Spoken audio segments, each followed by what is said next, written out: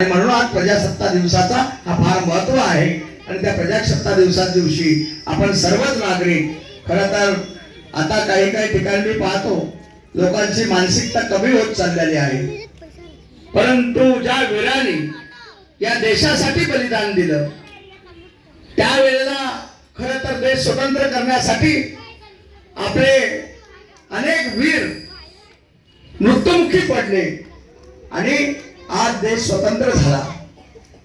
आपण नेहमीच म्हणत असतो का मला स्वतंत्र मिळाला पाहिजे, परंतु स्वतंत्र मिळण्यासाठी ज्यांनी कष्ट घेतले, ज्यांनी बलिदान दिलं त्यांना स्मरण करणं ही आपल्याला गरजेचं आहे। आणि त्याचबरोबर आजचा दिवस हा आपण गणतंत्र दिवस म्हणून आपण साजरा करतो, त्यावेळेला सर्वांनी एकत्र येणं गरजेचं आहे। का जनतेचा दिवस आहे, लोकांचा दिवस आहे, आपल्याला मिळालेल्या स्वातंत्र्याचा जल्लोष करण्याचा दिवस आहे। म्हणून आपण आज सर्वांना मी या नागरिकांना मनापासून गणतंत्र दिवसाच्या मनापासून शुभेच्छा देतो।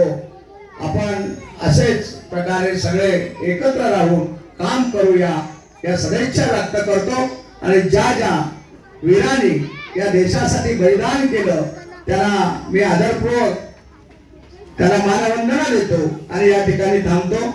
जय हिंद, जय भारत, जय महाराष्ट्र।